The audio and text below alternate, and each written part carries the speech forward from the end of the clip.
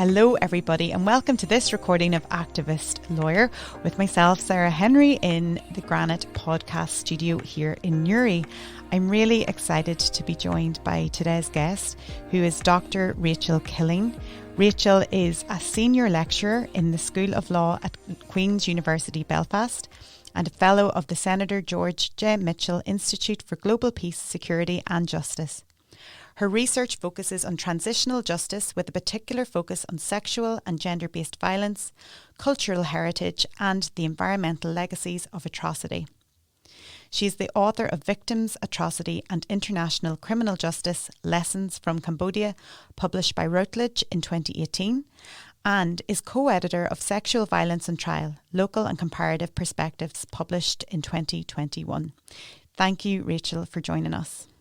Thanks so much for having me. I'm pleased to be here. I think we've been trying to get this date in the diary for quite some time between the two of us, back and forth. So it's fantastic to have you here. And I think today we'll be discussing some hugely relevant issues that are ongoing. But just before we get into that, Rachel, can you introduce yourself a little bit to our listeners and maybe tell us about your career and your journey to becoming a senior lecturer in law? Yes, happy to, and thanks again for having me on. So I am originally by training a Scottish lawyer. I went to Dundee University to do my undergrad a while ago, let's say, and I was motivated at that time by a kind of naive commitment to changing the world. I probably imagined that I would end up working for the UN or, the Human Rights Council or something like that. So in the pursuit of that slightly vague goal, I did a public international law LLM in Leiden after my undergraduate. And following my introduction to international criminal law as a topic, I took an internship at the Khmer Rouge Tribunal, or the ECCC, in Cambodia. So that was about bringing together a desire for travel. I was still quite young, and also this desire to learn more about international criminal law. So that was quite a transformative experience for me, I have to say. I was there at the time where they were considering the role of victims of the Khmer Rouge in their proceedings. So they are a hybrid model that brings in some civil law, which means victims can participate in the trial and have their own representatives, different from our system. And they were considering the appeals of several thousand victims who had wanted to participate but hadn't had the chance. So this really set off all kinds of things in my brain, thinking about the role of victims in criminal justice and what it means to participate in criminal justice processes. And when I came back to Scotland, I was doing my year to qualify as a lawyer, and I was set up to do a commercial law traineeship. Mm-hmm. And that just made me really depressed, to be honest. I was very aware that it wasn't going to be the right pathway for me. And at that time, I was lucky enough to go to a seminar by Kieran McAvoy, who ended up being my PhD supervisor. He works at Queen's here as a professor. And we got talking about victims in transitional justice and his own experiences of research and my experiences in Cambodia. And it was from that the PhD project was born. So I used to embarrassing Kieran by talking about how he, saved me from this corporate life that I was going to be quite unhappy in, which, he pretends he's embarrassed, but I know he secretly loves it. And then through my PhD, I got to dig deeper into these issues around victim participation in transitional justice and in criminal justice. And then by the time I'd finished my PhD, I'd, really fallen in love with Belfast. I had a nice partner, I had a house and a dog, I liked my friends. So when a job came up here, I applied and I've been here ever since. Fantastic. And recently you were in Cambodia, not so long ago, Rachel, maybe at the start of this year. And you've got such a vast array of experience in covering quite heavy topics as well. What areas have you been particularly engaging in recently, and what have you found most challenging, I guess, in terms of your research? So, you're right. I've been engaging in a lot of different issues in Cambodia. I've always been drawn back to Cambodia as a case site for research. I think there's value in growing with a place and exploring different research threads as you kind of learn more about the place. So the most recent project looks at how the concept of human dignity is understood in Cambodia. So there's an assumption that human dignity is something universally understood, and you see that in international law and sustainable development.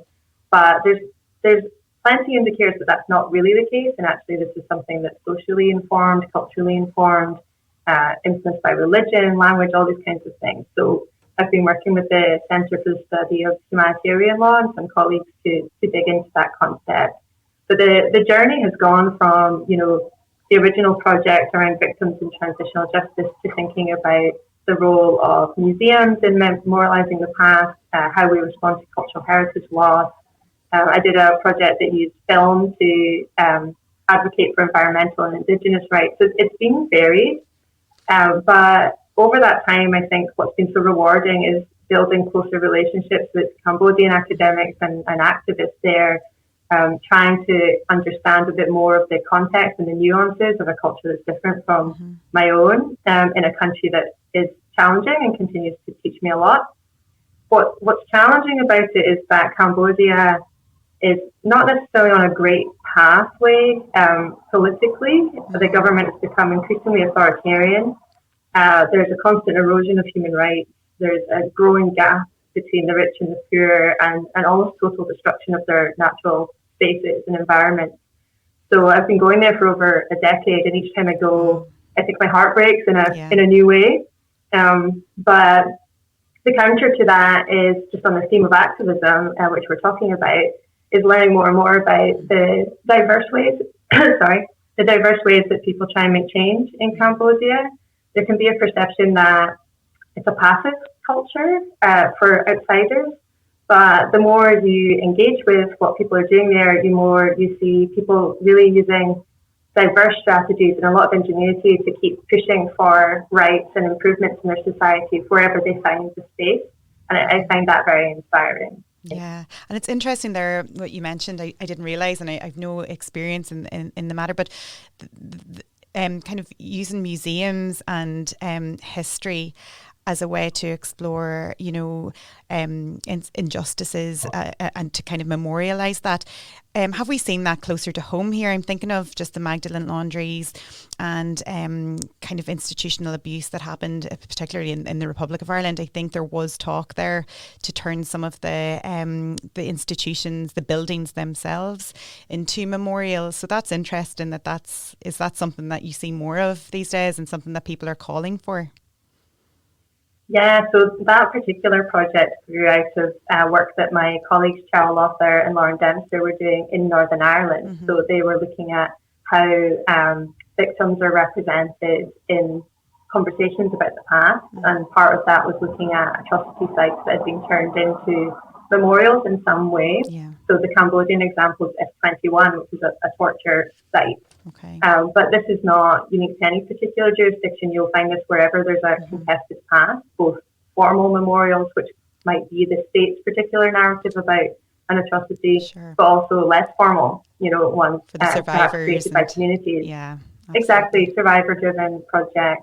So the project that looked at Tuol Sleng, or S21, was a result of those conversations between myself and Cheryl and Lauren about these very different countries and very different experiences of conflict, but this shared desire to not forget what happened and to give voice to people who may have lost their lives or their loved ones. Excellent. So interesting. Well, one of the areas of your research that we'll discuss today focuses, as we mentioned, on sexual and gender-based violence, which has come up as a theme quite frequently on this podcast. But, while matters evolve, I think it's still very much important to keep this on the table. And one of your publications mentioned at the outset there explores sexual violence in the context of the criminal justice system, focusing on Northern Ireland, but also drawing on experiences from other jurisdictions in the UK and Ireland, which is something we haven't specifically looked at here. So if it's possible, and I don't know whether it is or not, can you pin down your key findings and maybe comment on what the situation is here in Northern Ireland in terms of criminal justice, investigations, prosecutions, etc.? Yeah, I'll try. A big question. So, and I want to do justice. It was an edited collection, so there were so many contributors, and we had both academics and practitioners, so I want to try and give justice to the diversity of voice in the book. So the book was a result of the Killean review, which we have discussed on the podcast in previous episodes. And that need to think about how criminal justice was responding to sexual violence in Northern Ireland in the aftermath of the rugby rape trial. So the rugby rape trial really dragged into the light what academics who engage in these topics had known for a long time, which is, the criminal process is a significant site of harm for complainants, both through cross-examination tactics and through invasive disclosure processes, and through, in the case of the rugby rape trial, the media response to these high-profile trials. So we wanted to bring together folks from this place, but also from other comparative jurisdictions to reflect on what's particular about our case study, but what is more, not necessarily universal, but common for sure. So what's common is that criminal justice is a site of victimization for those that have experienced harm. And despite a lot of policy and legislative changes across the UK, that remains the case. And if anything, the difficulties associated with protecting the right to a fair trial and also treating a complainant with dignity has grown. We had a defence lawyer contribute a chapter where he really called out the erosion of the rights of the defence, and it's important that we don't forget that. What's at stake for people accused of these crimes is serious, but at the same time, the policies that he highlighted that may have eroded fair trial rights have not led to a better experience for victims. So there's a fundamental problem there and a disparity between what we want and what the ways that we're going about it. So what's particular about Northern Ireland is obviously our context and our history. This is a place where political violence was not so long ago. It's a place that continues to be dominated by certain conservative Christian patriarchal framings in society. We have a significant lack of appropriate sexual health education for our young people. We have a history of trauma. We have alcoholism. This is like what we have in the criminal justice system is not separate and cannot be separated from what it means to live in Northern Ireland. So that was something that came out through the book. And as a result of that, we can think about criminal justice reform, but we also have to look at broader societal reform. So part of that is education, as I mentioned, but also thinking about where our particular rape myths come from that inhibit people seeking justice and the particular challenges that our folks are facing. It doesn't mean that you excuse sexual violence to think about why it might be happening. So that was one of the things that came out. And then another thread that I just want to tease out is the growing challenges around digital media. So that came through in a few different chapters. So both in the social media commentary around the rugby rape trial was really a stark example of that, but not a unique example of that. So that raises questions about the privacy of the complainant and the privacy of the accused. Both were experiencing quite a lot of vitriol around the trial. But also things like the increased use of digital evidence, so the WhatsApp conversations that were released through the trial and the kind of condemnation that came around that and the crucial role that they played in the trial, but also the use of digital media in perpetrating harm through, upskirting, revenge porn, these kinds of things. So we wanted to look forward to what still needs to happen, what's the Gillean Review doing, what still needs to happen, and what are the challenges that are on the horizon that we might find that law is struggling to keep up with. Yeah.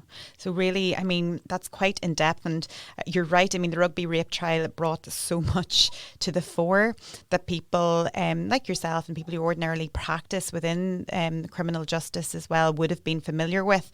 But it really shed the light on the whole digital issues that arise in terms of, as you said, both for the person accused and for the victim or the survivor.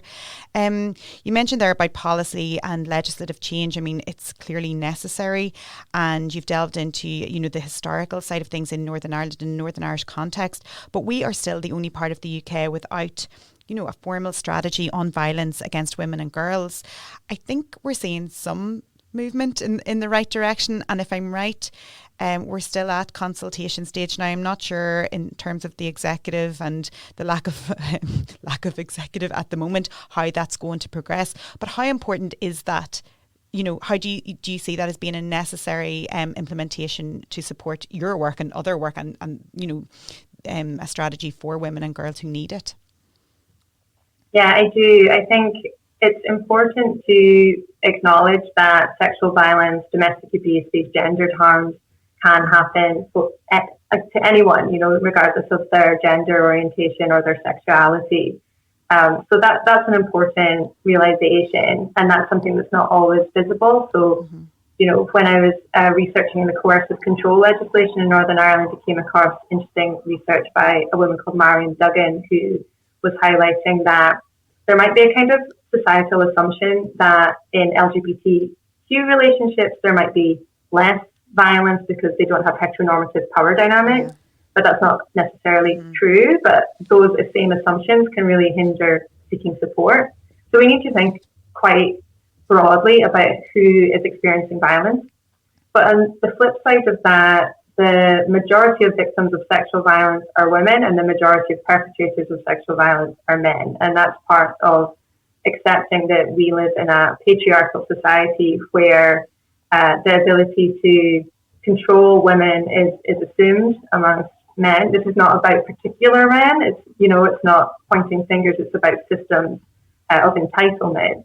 And until we face up to that and engage with that gendered reality, we're not going to be able to address the fact that women face particular risks in the home, particular risks in their personal relationships, and as we learned in the sad case of Sarah Everard, from people that are placed in positions of authority as well. Absolutely. Yeah.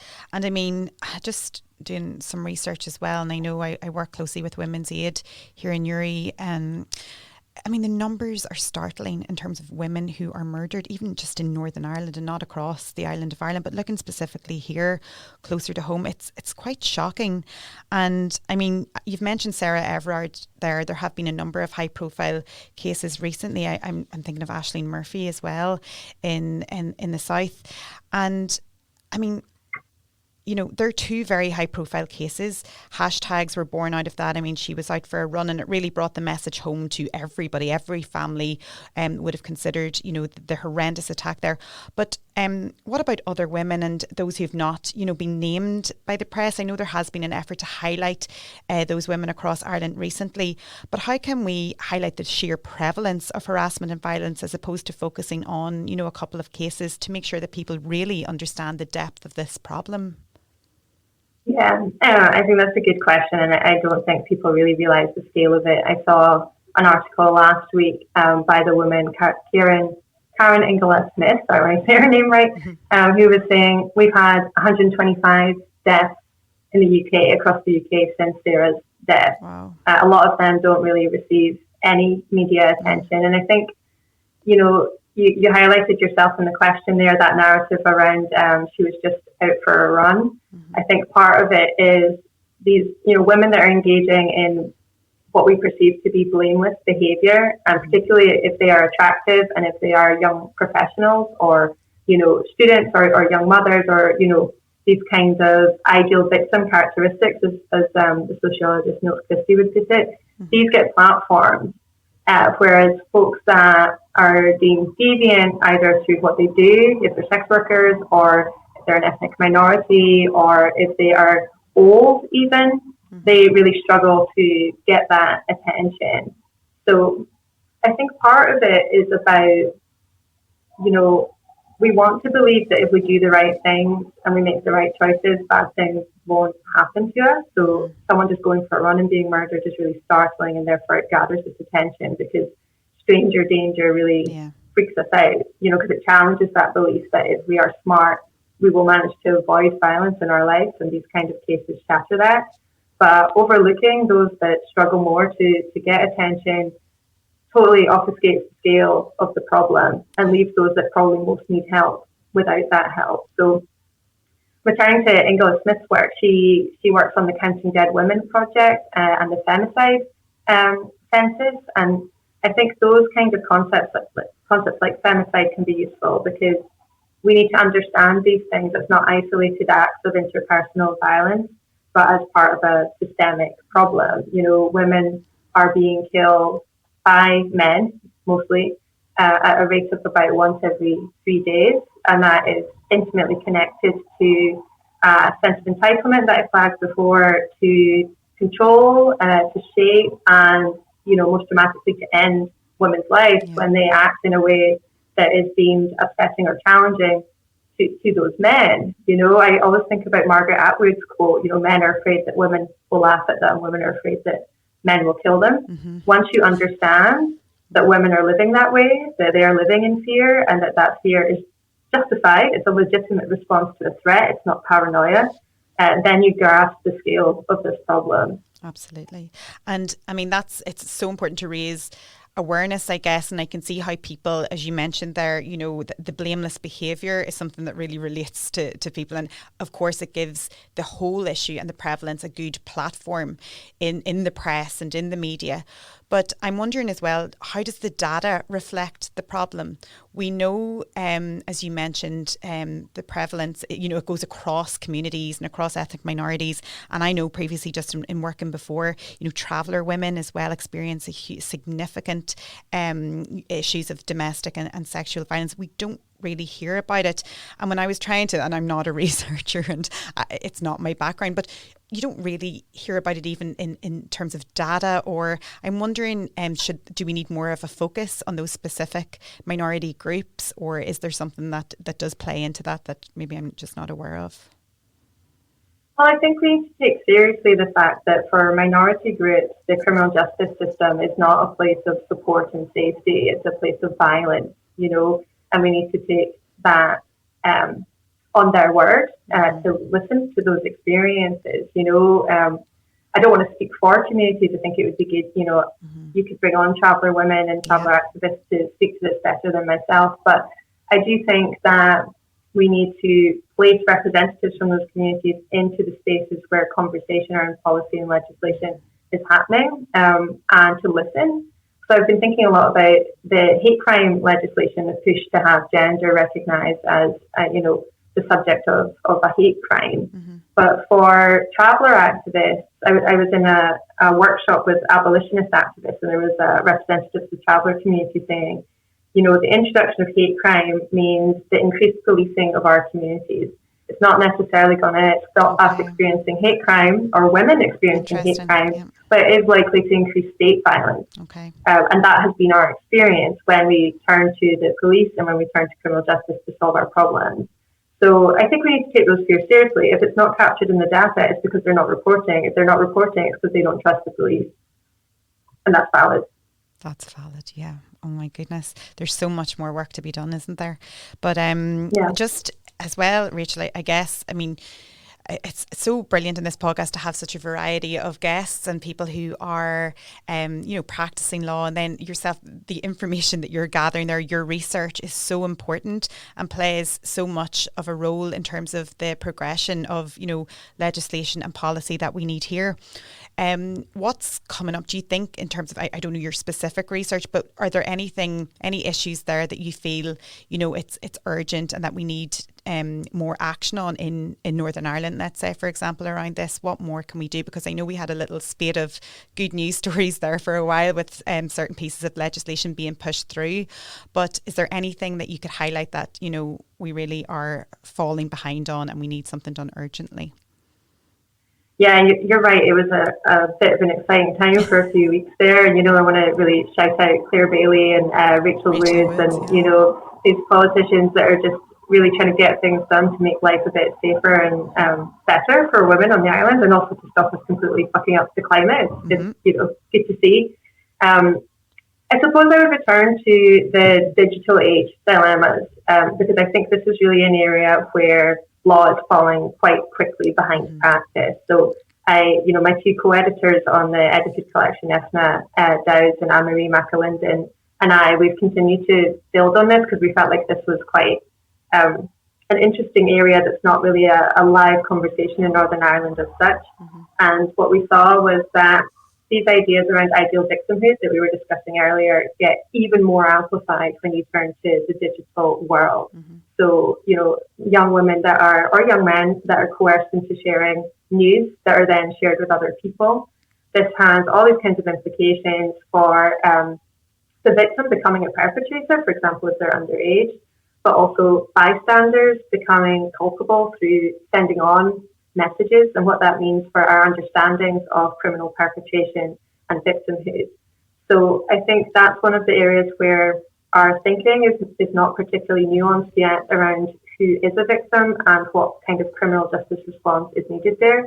What we don't want is to over-criminalize young people for engaging in, sexual expression in a consensual way, and that can be a bit of a knee-jerk reaction. You definitely don't want 15-year-olds ending up on a sex offenders register because they were sharing a picture, ill-advisedly, potentially, but sharing a picture with their loved one. So how do we capture that, and how do we protect, again, the dignity of people to engage in free sexual expression, but also not be victimized and have their privacy invaded in these harmful ways? So I think that's really urgent. All our young folks have phones. We know this, ever younger people have phones and are encountering pornography and engaging in experimentation, and we want to make sure people can do that in a safe way and a non-coercive way. Brilliant. We need to think about that. Really, really important. Well, Rachel, finally, just I guess there's so much there to digest, but just in terms of, this podcast is all about activism and using the law. What does it mean to you in terms of, being an activist? I think that's fair enough to describe you as that. And more specifically, how can we use the law to make change and affect change? So in relation to the first part, I suppose activism is any kind of pursuit of societal change, whatever that means to you in the space that you have access to. Because I am so in awe of the feminist activism that happens in this place, I would struggle to claim that label for myself because I don't want to take away from the real on the street in the executive work that goes on. But I suppose being an activist academic means thinking about how you can at least gear your research towards some positive change and trying to be in conversation with those that have a more direct role to play. I was lucky enough to meet Northern Irish judges recently to talk about coercive control and to provide a bit more of a kind of critical perspective. And that was really a really fruitful conversation. Sometimes I think in my imaginary judges are these really conservative, like old men, like exclusively. But it was a much more interesting, nuanced conversation. So Excellent. That was beneficial for all of us. I think I learned some lessons too. So I think it's about thinking through your research, what is this about? What kind of changes do I want to see? And then who might learn useful things from the time that I have to research. So, I would get really excited when I learned that a feminist activist is reading the Edited Collection, or if it's made its way to a victim support organization. Like that really means a lot. But I don't want to overemphasize the power of academics to make change if you don't engage in more direct activism as well. I think on the second question, I was glad you asked this actually, because we've been thinking a lot about this lately. Again, Etna and we ran a series of workshops around feminist lawmaking. It started off as feminist legislation drafting and then broadened out as we realised that feminist lawmaking is so much more than that. And what came through was the tension. So the criminal justice system is a site of harm, like we know that, and if you accept that, as I increasingly do, you have to ask yourself, is it my role as a feminist academic to legitimize this site of harm, or is it to challenge it? But equally, this is the system that we have. It exists right now. It's happening around us. So maybe we should just be trying to make sure that it's as not shit as possible. Yeah. So my own work, I guess, is a bit of a cop-out, because on the one hand, I do like to look beyond criminal justice to think about other ways to address harm. But at the same time, I have been vocal about the need for legal representatives for complainants, for example, or greater voice for victims or reparations, So I try and do both. I kind of refer to it as like a dance with the devil. You're just trying to make life a little better where you can. Absolutely. Well, that is absolutely so insightful, Rachel. We could talk all day. I'm so interested there, especially in respect of the feminist lawmaking, and I'll be interested to see how that develops and more of your research as well. And I want to really just thank you for taking the time today to speak to us. And no worries. We really look forward to catching up on all of your work, and I'm sure there's lots of information in there for our listeners. And so thanks so much. It was my pleasure, and I'm happy to share any of the publications or links or anything for your listeners so they can follow up. Thank you, Rachel. We will do that as well. Talk soon.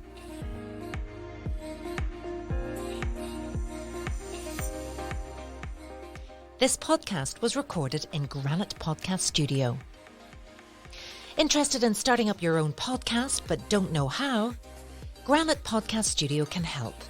Record your podcast in our state-of-the-art studio, which is based in the heart of Newry City. Our studio has cutting-edge and user-friendly technology and can seat up to 4 people. We also provide an editing service for our team, using your guidance and editing notes to provide you with a flawless finished product, leaving your listeners wanting more. For more information on how you can get started, visit www.granitepodcaststudio.com.